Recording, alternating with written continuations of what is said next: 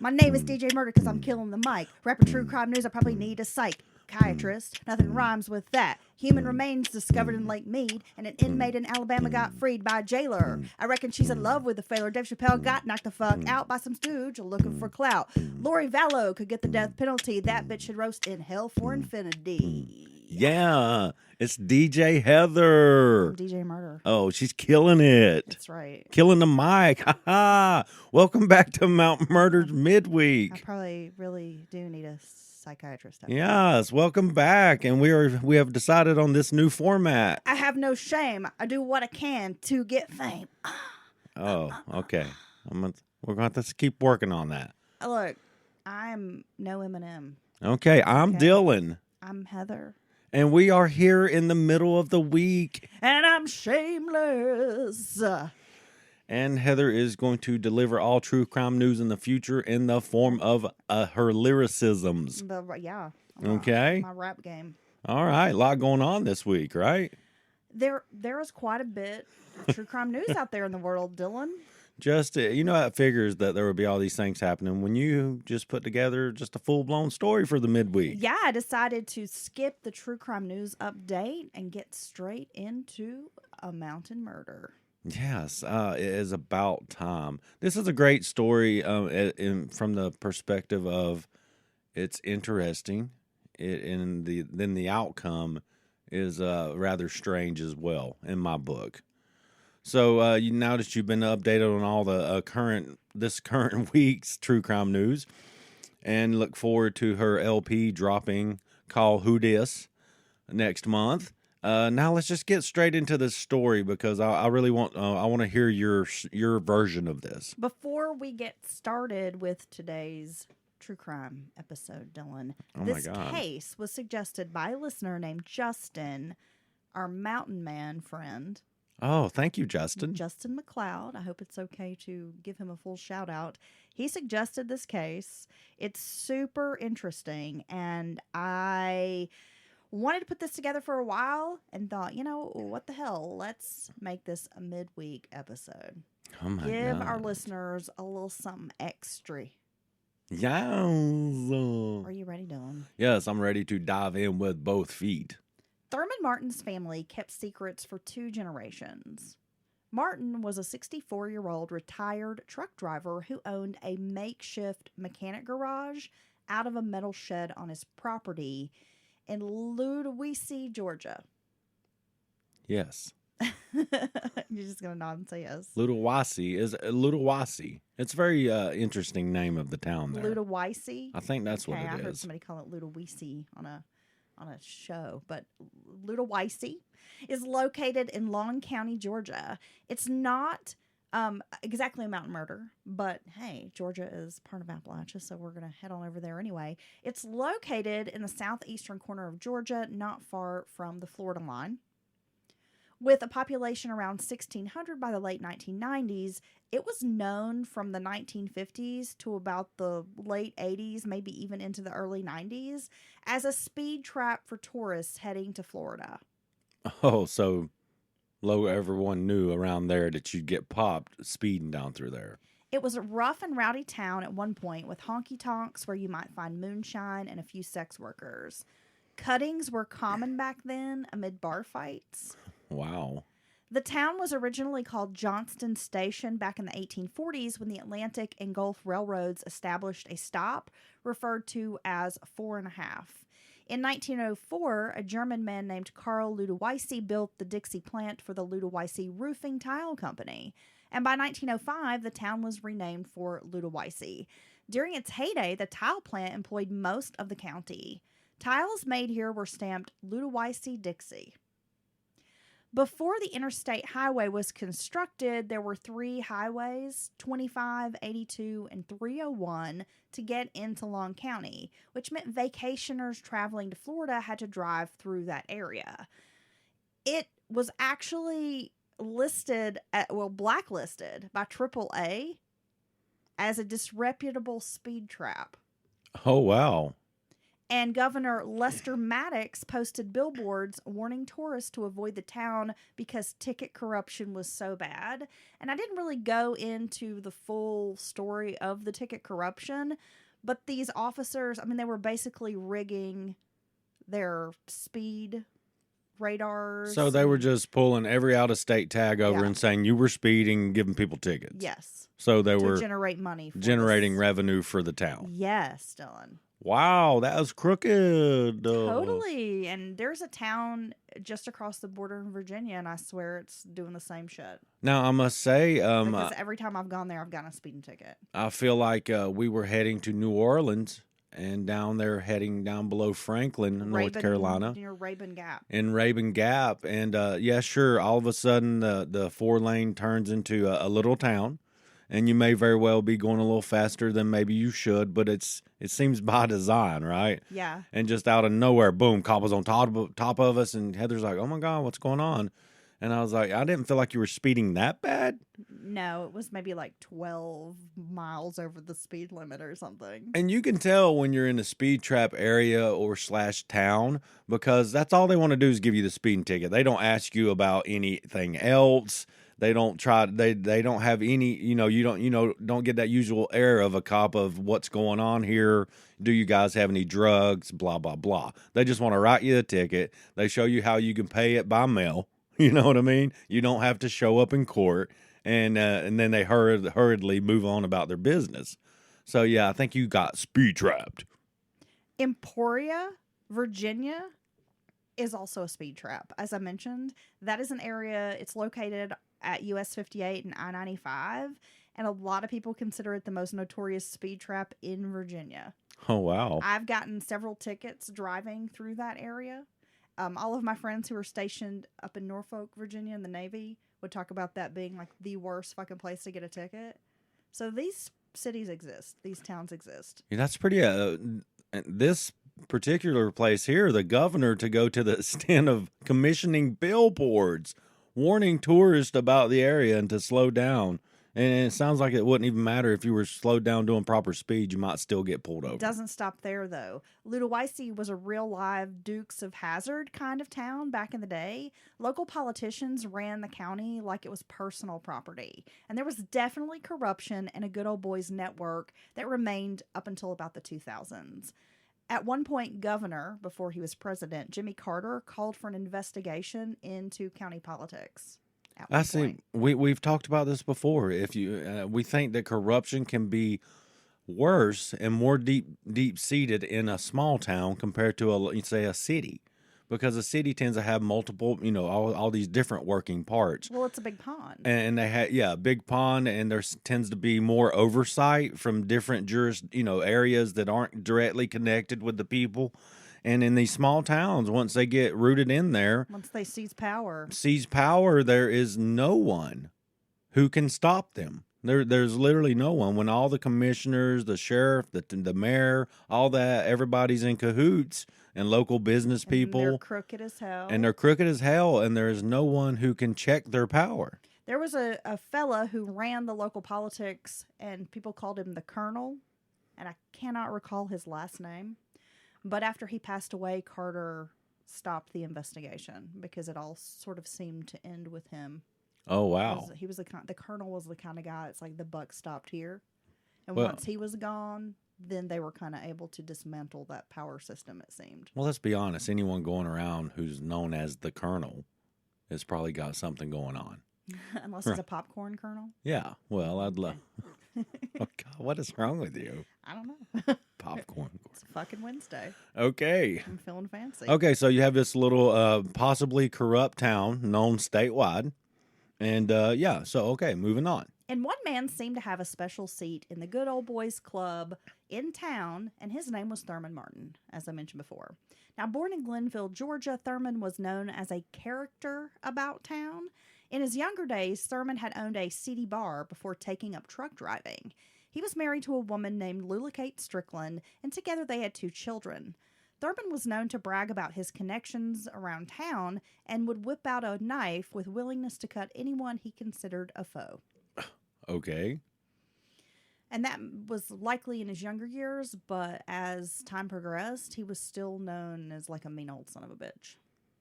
So he sounds like a really great guy to drink some moonshine with, right? Yeah. Very and reasonable. Cut you. Yeah, and just all of a sudden you're cut and you're like, damn it, Thurman, I didn't even do anything, bud.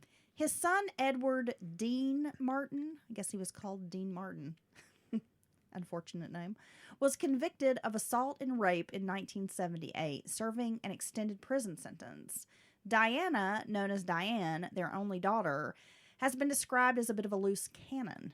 Diane had a history of mental illness and had been married 5 times when our story takes place. And this is his son and daughter, Thurman's son and daughter. Yes. And this doesn't surprise me because when children grow up around this unstable, Fucking chaos. chaotic person, then you develop, as you're developing your neural pathways and learning how to, interact with other people, you're learning from this person. Trauma's real. And so and you're it manifests in many ways. Yeah, so you're likely learning bad social skills and antisocial behavior because that's who you're learning from.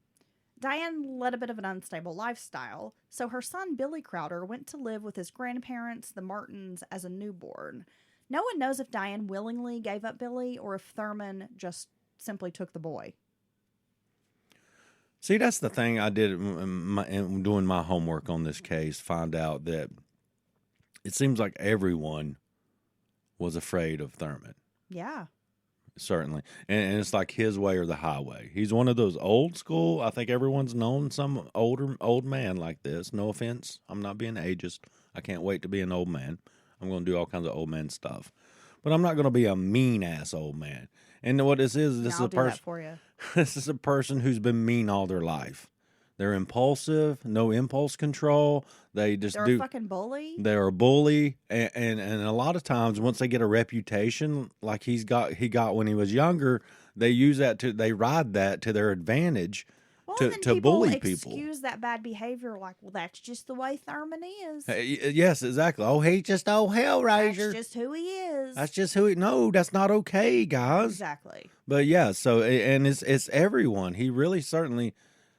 Definitely has that's a lot of words together. Has this reputation of being mean as hell. He don't give a damn, and he will cut you, shoot at you, threaten you with a gun. Facts here, right? Because this was known, and anybody that was interviewed about Thurman, they all said the same thing. Even people, just town folk who were not in the family, and this was so. Even people who liked him. Yeah. Even his friends were like. He was a mean son of a bitch. And for whatever reason, they excused that and were friends with him. But Billy Crowder was raised mostly by Ludowici and, of course, Thurman. So from the time Billy was 6 years old, Thurman was verbally and physically abusive to the child. The Martins lived in a 1-story white concrete building that had once been a Church of God, less than about 3/4 a mile away from the local sheriff's department. The pro temp mayor lived across the street. The police chief was a few houses down from them. Very small town. Thurman Martin ruled his home with an iron fist. He certainly took the title of patriarch to the extreme. Known as a violent man with a hair-trigger temper, he verbally abused his wife, Ludowici. He was dominating, controlling, and wanted his family to tremble in his presence. Now, can you imagine being this kind of family patriarch, Dylan? No, because I'm just not wired like that. But I just don't understand why you would want your family to be afraid of you. Yes, that makes no sense to me. No, that would be definitely an uncomfortable environment for me. But I just don't get why you would want to treat the people closest to you in such a way. He ruled the home as an authoritarian, often greeting the slightest infraction with a severe beating. By the time Billy was 6, as I mentioned, his grandfather was beating him regularly. Like it was almost a daily occurrence. Over anything, over nothing. Yeah. Right. I don't like the way you poured that bowl of cereal kind of shit. He raised Billy to work hard and do exactly what he was told. Billy's younger sister, Katie, was sent to live with the Martins when she was 12 in order to take care of her sick grandmother, Ludowici. Billy adored his grandmother and considered her more like a mother than Diane. It was Lula who looked after the kids, and she'd been a wonderful caregiver. By all accounts, she was just a really like sweet, loving woman, very nurturing, just precious. Thurman, on the other hand, worked the children as if they were slaves. There was a never-ending amount of household chores. Billy did all the work at Thurman's mechanic garage while never receiving a penny for his labor.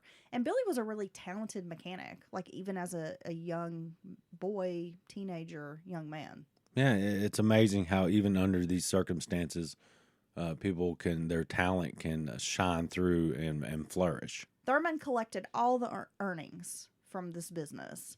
At one point, Thurman was raising and running hunting dogs for the town's hunting club. Billy did the bulk of the work training and running these dogs, and then, of course, Thurman pocketed the cash. But then there ended up being some quarrel, and that relationship ended because, again, Thurman's a fucking asshole, so he's going to quarrel and fight and find issue with everybody. Yeah, inevitably, eventually, he will have a problem. When he's not even doing the work. Right. And he's making money off of it, but he's still going to have a problem with this. Hunting seemed to be the only highlight in Billy's life. His grandfather would often take him hunting, and Billy was an excellent shot. He was on the school's shooting team. Those who knew Billy Crowder described him as a quiet boy with impeccable manners. Billy and Katie both did very well in school. And like Billy, Katie was tasked with tons of chores outside of school. She would rise at 5 a.m. every morning to cook a full breakfast and was responsible for preparing dinners every evening.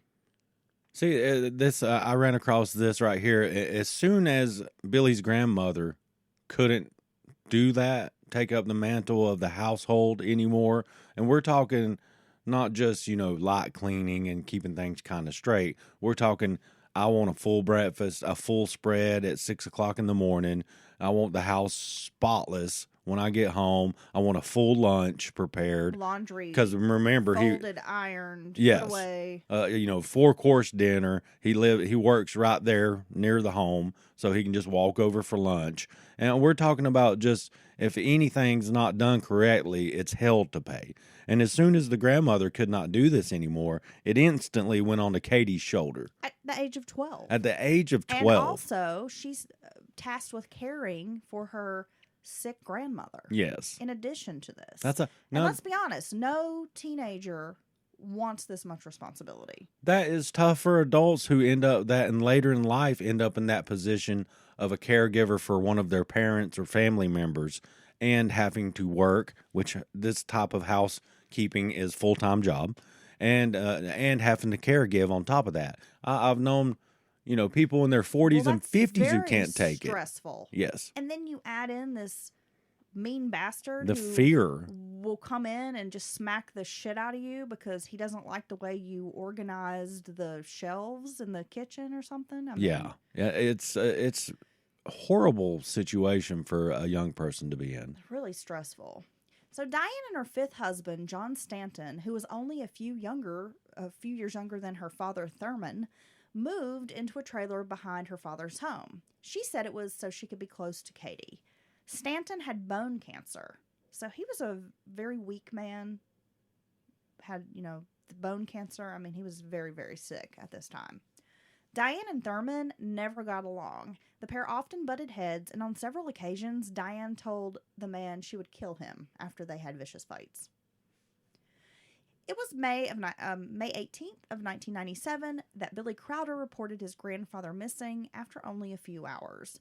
Sheriff Nobles, who had spent 3 decades in office and had known Thurman for 45 years, thought it was peculiar that Billy Crowder would report his grandfather missing, saying he hadn't seen him since the previous evening. Now, it didn't seem unusual that an adult man, especially someone like Thurman, might go away for a day or two without informing anyone of his whereabouts, because Thurman was not exactly the kind of man who answered to anyone.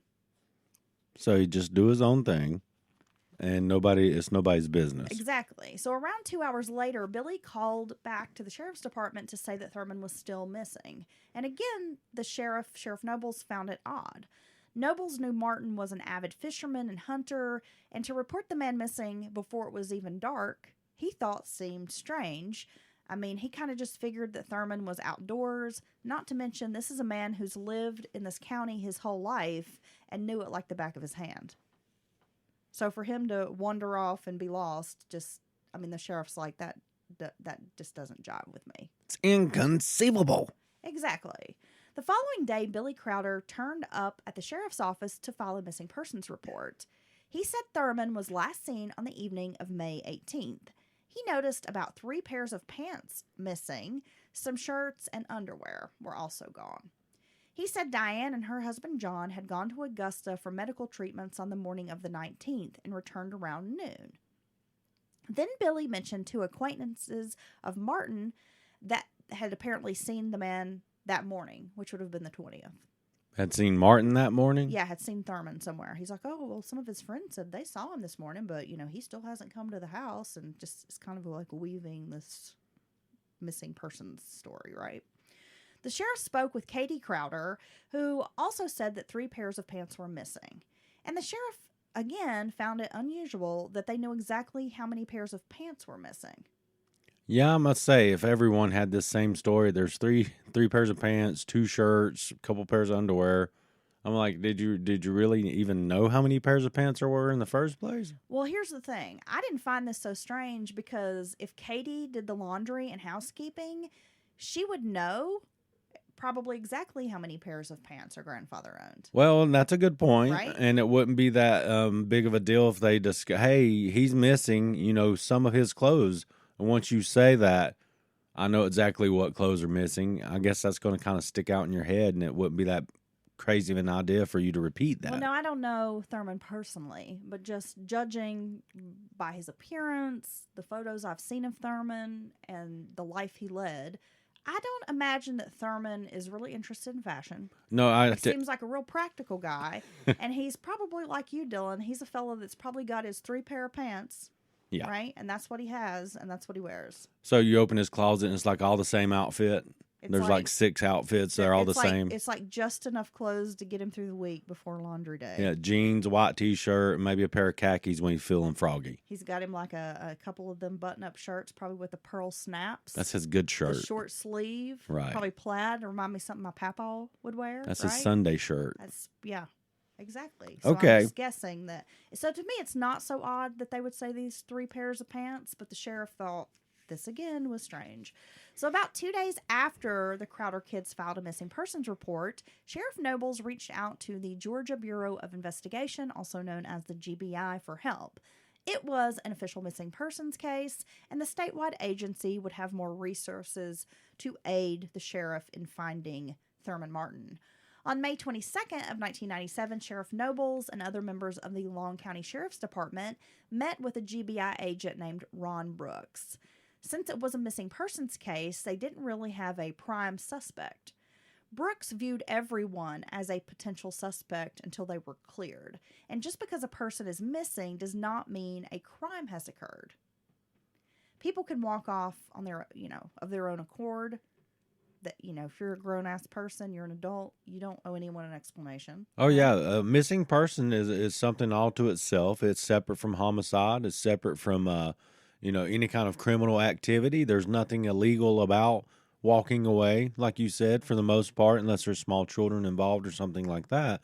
But, yeah, you can just be missing. It's not the end of the world. Right. A 64-year-old man, if he wants to hop in his truck and leave town, he has every right to do that. Most people probably wish he would.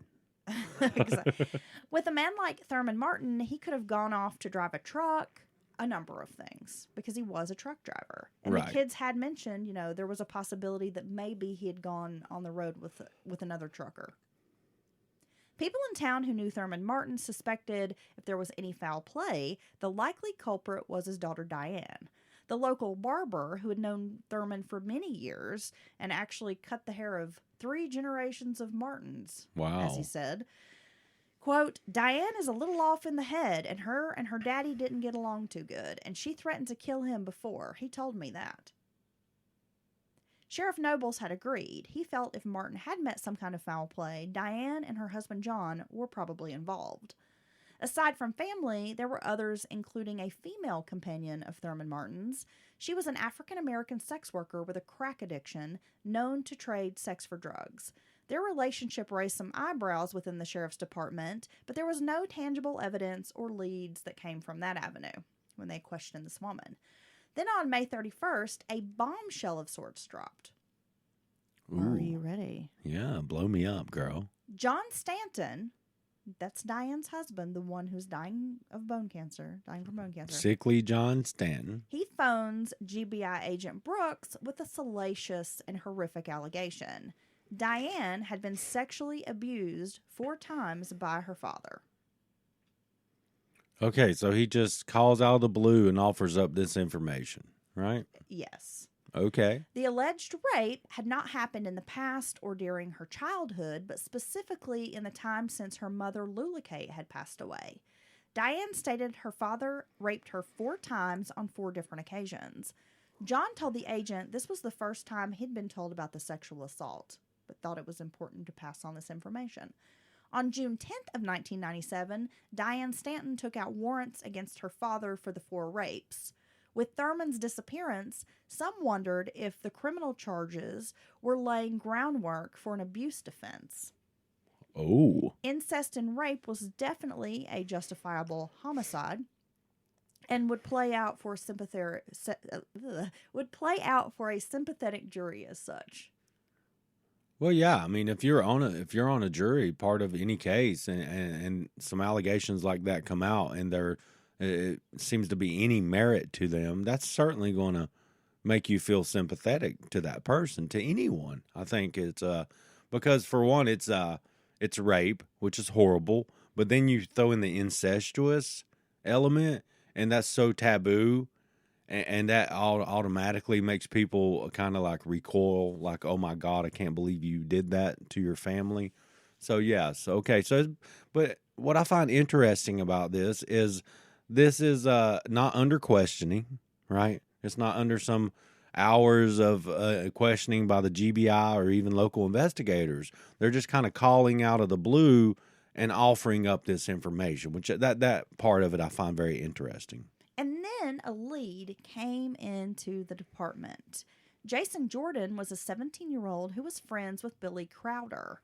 On the morning of Thurman's disappearance, Jordan had accompanied Crowder to the nearby town of Jessup to buy tomato plants.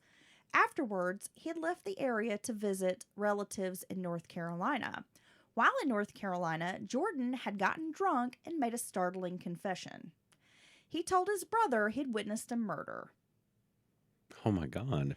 It was around this time Sheriff Nobles received a call from a potential female informant who wanted to remain anonymous. This concerned party relayed the information about Jordan's possible involvement in a murder. It was on June 30th that authorities brought Jason Jordan down from North Carolina for questioning. In the meantime, Agent Brooks, with the GBI, sought out Toni Shackelford, who'd been Jordan's girlfriend before his abrupt departure to North Carolina. During the interviews, she said Jason Jordan was likely involved in Thurman's disappearance, as he had made incriminating statements to her about it. Jordan was interviewed by law enforcement. They asked him to take a polygraph, and he agreed. According to law enforcement, Jordan failed the test miserably, showing deception on every question relating to Thurman Martin. Okay, so they're like, okay, there's something to this. This guy, even though we know polygraphs are crap, this guy knows something. He's lying, right? Okay. When confronted with the news, hey, buddy, you failed this polygraph, you got something to tell us, Jason Jordan cracked up. He admitted he was present when Thurman Martin was killed. With this information, law enforcement was able to drop 3 warrants for the Martin house, Diane's trailer, and John Stanton's home, which was down in Brunswick, Georgia. Crowder was not under arrest, but law enforcement asked if he would be willing to take a polygraph as well, noting that he was legally able to decline this invitation. He kept trying to get out of it, offering up excuses at the last minute, but finally, on July 3rd, Billy Crowder, accompanied by GBI agents, went to the GBI office in Moultrie to take a polygraph exam. While Billy Crowder was in Moultrie, other GBI agents went to visit Katie Crowder at the Martin residence. At some point during the interview, law enforcement let it be known that they did not believe Thurman was still alive. This prompted Katie to break down crying. She confessed she had cleaned up blood and shell casings Oh, wow. So at the urging of her brother Billy. it's all falling apart here, their story. The GBI thought they could get a confession out of Billy if they presented Katie's confession after the exam. But Billy stuck to his story. He said he had no knowledge of where his grandfather might be and refused to play ball. At one point, Agent Brooks confronted Billy with the information Katie had provided. And Billy said, quote, "It didn't matter what Katie said. It didn't matter what that black box said. I never shot my granddaddy with that rifle." And Agent Brooks was like, "Rifle? Like, what rifle? Who said anything about a rifle?" Or who said anything about Thurman being shot? Exactly. Right? Oh. So realizing he had tripped up, Billy Crowder finally admitted that he had killed his grandfather and said he had vowed to do this since he was 6 years old. Yeah, there's people that have heard him say no different than his mom, when Thurman's been, extraordinarily mean to him. I'm going to kill him. I want to kill him. I wish he'd die. I will kill him one day. I will kill him one day, since he was a child. Yes. Which I think speaks volumes. And it's really sad for someone to live under an umbrella like that. Well, living under that kind of duress, I mean, that is something most people don't experience. Yeah, and at this point, Billy is 19 years old. And he graduated school with good marks. Well, we're going to get into that. Yeah, okay.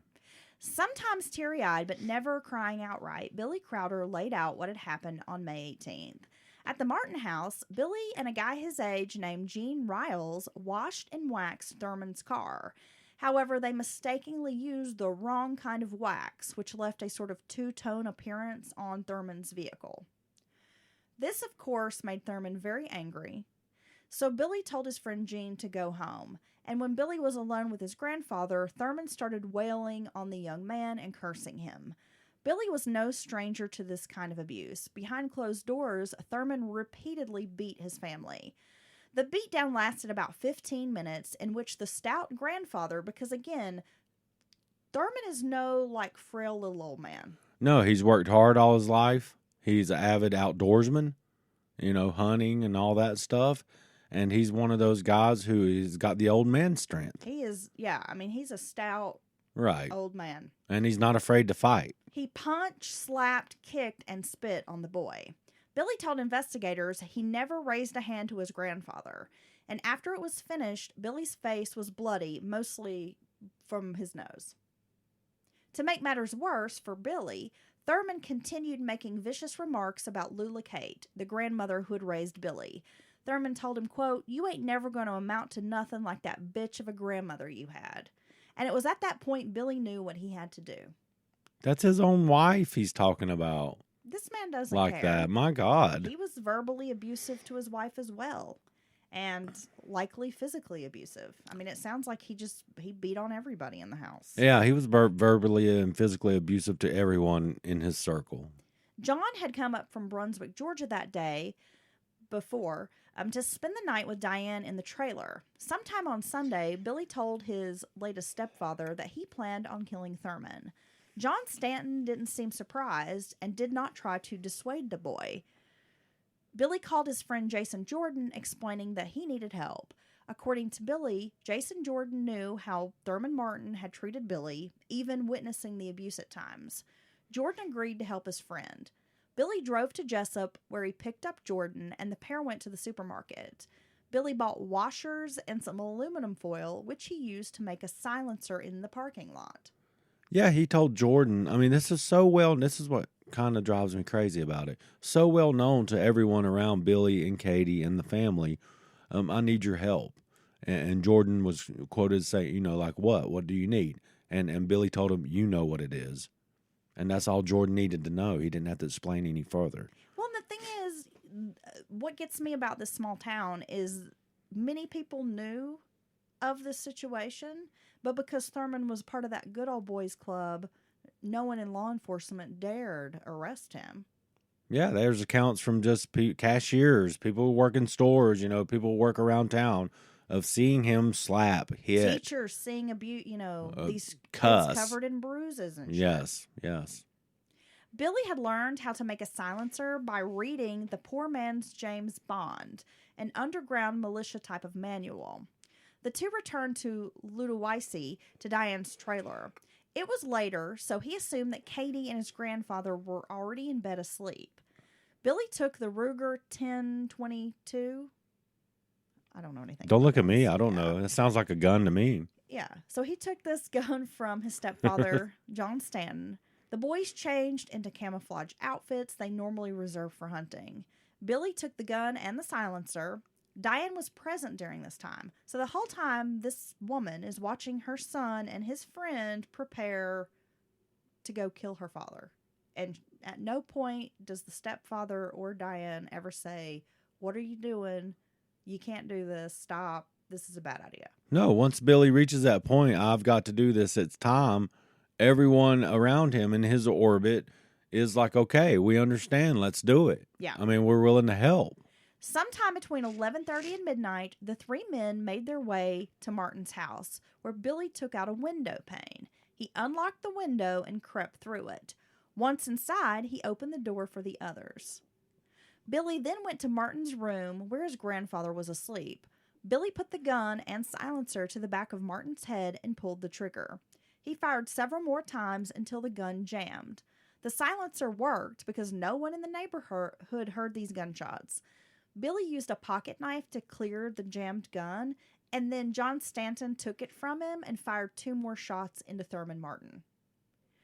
Jason Jordan refused to fire any shots, saying that Martin was already dead, because I guess they had a bit of a pact that they would all shoot him. Yeah, That so way we're they all were kind of all in this together type of thing. Yeah, we're all in this together. You got to do it too. No, I'm not doing it. Well, Jason Jordan was like, "No." Well, you've already shot him like 12 times, Yeah, guys. I don't mean, gotta do damn. this.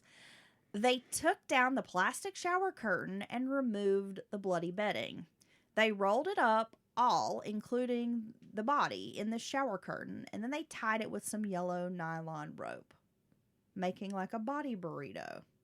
That's what I always think of it as, like a body burrito. Then they went outside and dug a hole near the house. Jordan and Billy did the digging while John Stanton stood watching because, again, like, he's very sickly, frail, weak. He's not able to participate in the digging. Plus, I mean, who really wants to be out there digging? After several hours of digging in the Georgia red clay mud, they had a hole about 3 feet deep. They put the body inside, covered it up, then cleaned up the tools. Around 3 or 4 in the morning, Diane went to the house, woke up Katie to tell her that Thurman wouldn't be messing with her anymore. You know, Katie's half asleep, so she's just like, "Yeah, okay, cool," and like just goes back to sleep, not realizing what has happened. The gravity of the situation. Exactly. Back in the house, Billy took Martin's wallet, which held somewhere between maybe $600 to $800. He handed his friend $20. Thanks, man. So, Appreciate it. Jason Jordan obviously was not in this for money or financial gain. Right. He gave John Stanton the murder weapon, which the man tossed off a bridge into the ocean. That's, like later that day. Billy gave his mother $200 for her trailer payment, then used the rest of the money to catch up bills and buy food for, him and Katie. When investigators asked where Thurman Martin was, Billy said, "Have you ever seen the film The Last Supper?" He would not actually admit it, but now, yes. I have to admit, I really like this movie. Yeah, I remember this movie. I first saw it when I was in college and was like, wow, this movie is a black comedy. It's really fucking weird and funny. So what's the premise of the movie? Well, I'm going to tell you. The Last Supper is an independent art house film that was released, I guess, around that same time of the murder. It's a satire that focused on 5 graduate students who decided to rid the world of anti-abortionists, white supremacists, homophobes, and others with extreme views. They will invite their unsuspecting victims to Sunday night dinner at their house and attempt to discuss their views with these guests. And if the guests hold firm to their views and are unwilling to compromise, or, most of these guests end up making some like fucked up statements, right? Then these 5 grad students poison them and bury them in the backyard underneath tomato plants. Yeah, and so It's got Cameron Diaz, Annabeth Gish. as the movie progresses, more and more tomato plants are planted Yes. over what appear to be Dude, fresh Who's graves. the guy from Sons of Anarchy? Clay. Oh, I can't think of that actor's name. dude, Ron Perlman. Yeah, he's in it. He's like the white mean, supremacist, I bet. He's like a speaker, like kind of a famous. Okay. I guess almost like what's his face, Glenn Becker, somebody like that. Okay. Like sort of a pundit, Some kind of a radio, extremist commentator. yeah, that kind of thing. Okay. And they bump into him at an airport and then bring him back for dinner. Okay, we're going to have to screen this Yeah, again because I Totally. do recall the movie. I do. we So, should have like a Mountain Murders watch party. but the bigger point Test out the is Spotify green room. the detectives literally have to go get this movie and screen it to know what Billy's saying. And it doesn't take them long to figure it out. Well, by the time Billy was arrested and being taken back to Ludowici, crime scene technicians were already at the house and had managed to find the dead man's remains, buried under tomato plants in the yard. This led the press to dub the crime the Tomato Patch Murder. Yeah, so Billy looked outside at some point and was like, wow, that's obviously a fresh-looking grave, right? If the cops coming around here looking for Thurman, investigating any at all, they're going to see this spot of ground and be like, what the hell? So that's when he decides him and his friend must go get fresh tomato plants, fresh potting soil, and just kind of make a square over top of the grave. In the 45 days since the tomatoes had been planted, they had sprouted ping-pong ball-sized green tomatoes. Nice. So I guess Thurman was a good fertilizer.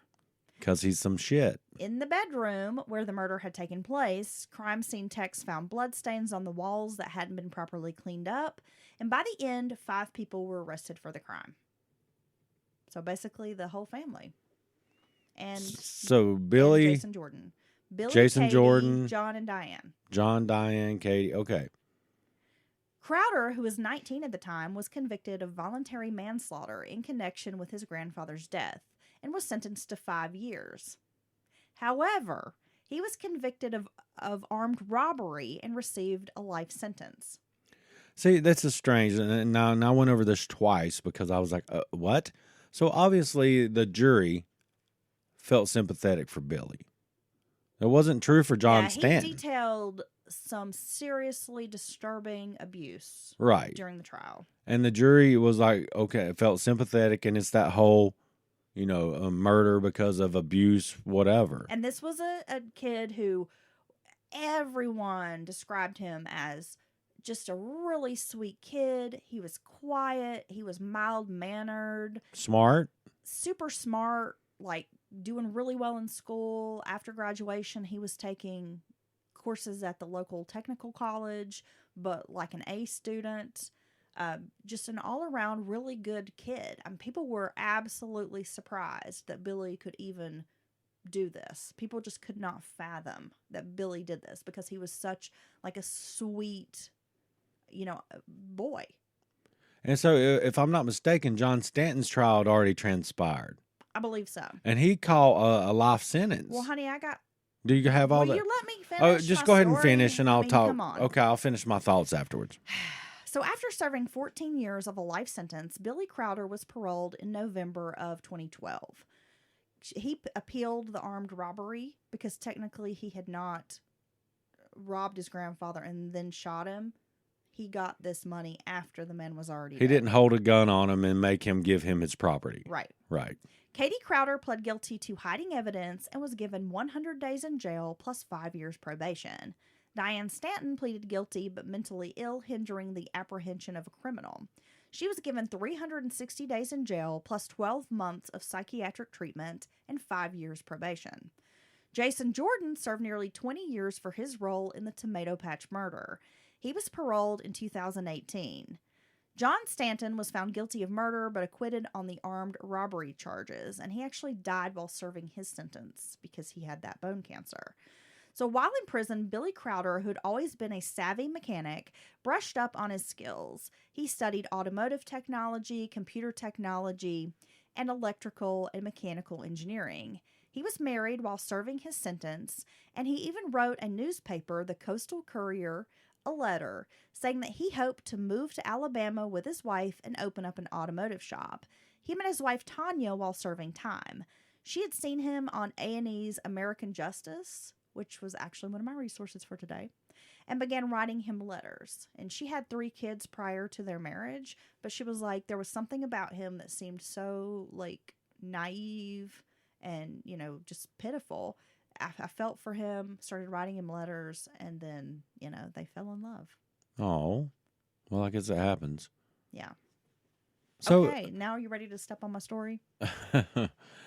okay, for one thing I want to say, I know some people out there is going to be like, wow, this man was murdered, and you guys have talked about him pretty roughly the entire time. But I've got to say, you look up any articles, you look up any information on this case, and you will see that by all accounts, Thurman Martin was a son of a bitch. This is public record, bro. He was an abusive son of a bitch. And the allegations go beyond physical and emotional abuse. They go to rape, incestuous rape. Some have even said he made accounts about, how pretty Katie was growing up to be and all this shit. So I'm sorry, this is mean a little bit because it is a victim, and we don't typically go that hard. We don't typically talk shit about murder victims. No, but this guy was we have to be honest, and we have to tell the entire truth of the story. Yes, exactly. You know? I mean, I'm not going to sugarcoat it. He didn't light up a room. He did not light up a room. He was not a joy to be around. Dateline could not make this guy sound good. He was a nasty person. And I think it's proved by the willingness of everyone around him to say, okay, it's finally time to kill him and help. No, there was not one dissenting voice amongst them to try to talk Billy out of this, right? And now Billy's 19 years old. He has graduated school. And then some people are like, why didn't he just leave?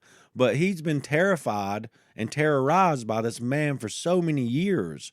You don't think clearly that I can just leave. He has no money either. Look at this. He's been working his ass off for his grandfather. Financial control. All of these years. Yes. And does not have a dime to show for any of the work that he's done. But he's not allowed to go outside the house and get a job. Right. And make money to move out. Like his grandfather's controlling every aspect of his life. Exactly. And his sister's life. Right. So, he couldn't just leave. I mean, he could, but where was he going to go? What was he going to do? Not to mention that he's been abused his whole life. And so you say, well, hey, the trigger man got 5 years, down to manslaughter. But then Jason Jordan and John Stanton got way stiffer sentences. But I think the reasoning from the jury was they did not grow up under Thurman Martin's abuse for all the years. No. Okay. So they're like, they were outside the household. And they really didn't have a dog in the fight. Exactly. Other than we've seen him be an asshole to my wife and my friend. Right. Right. So they had a choice to say, no, we're not going to. They had a choice that it wasn't skewed by all these years of abuse. So that's why they got stiffer sentences. So then you have this jury very, very sympathetic with Billy. So apparently, during testimony and all, he kind of conveyed what he really did live through. Well, if you watch the American Justice show about this case, and you see this young man, he looks like an all-American boy. He's clean cut. He's soft-spoken. He does not strike me at all as a guy who's going to go out and reoffend. I mean, this was a very particular set of circumstances that led him to murder. Right. And so he's not a danger to society. And if anything, he's been victimized. And I felt very sorry for him because nobody deserves to live in a household that he was forced to grow up in. Right. Exactly. And so they go with manslaughter, which is obvious. They're showing, a lot of sympathy for him. But they also have the armed robbery charge, which was added by the prosecution after Billy had later on, after he admitted taking Thurman's wallet after he had killed him. But in the jury's mind, that they questioned whether that was really armed robbery because the man was dead. Not to be funny, but he was already dead. You're not physically holding someone up with a weapon and demanding their property. Exactly. But they thought by the technical definition in Georgia of armed robbery, they had to find him guilty of that. And so once they do that and hand down the manslaughter, then the judge is the one who turns around and gives Billy life for the armed robbery charge. And no previous prior charges, no prior anything on Billy's record. He hasn't been in and out of jail, nothing like that. And so many thought that was shocking. Part of that good old boys to network. a degree. And I wondered if he personally knew Thurman, or if he personally knew the judge, I'm saying, or he personally knew friends of Thurman's who thought this was dead wrong of Billy to have killed him. And then the jury a juror was quoted as saying, if we thought that the judge could pass down a life sentence on that armed robbery, we would have never, ever found him guilty, no matter what the definition of armed robbery was. Okay, get this shit, Dylan. I want to bring this up. I didn't mention it in the story, but I thought I would bring it up while we were discussing the case. The sheriff was talking in an interview about how, some days after Thurman had gone missing, he had popped by the house just to sort of check in, and that Billy and Katie were inside the home with a couple of friends, and they had music playing, and they seemed like they were having like a party, and they were having a good time. And the sheriff's like, I was immediately suspicious because they seemed way too happy. Okay. And I was like, so you're admitting that these kids lived a fucking miserable life, and the minute that they were happy and laughing and dancing and seemed like they were experiencing some shred of joy, you knew something was wrong? Yeah. That Thurman was out of the picture? Right. So then what does that say about you as a sheriff? That this kind of shit's going on and that you've just looked the other way all these years? Yeah. I mean, there's another interesting statement by the sheriff. During the trial, he actually testified because a key part of the defense was, good old boy network. They couldn't turn to anybody for help. Exactly. The sheriff said he was, I don't even hardly know Thurman. That, I'm not friends with him like that. But then someone else pointed out, you were a pallbearer at his funeral. Okay.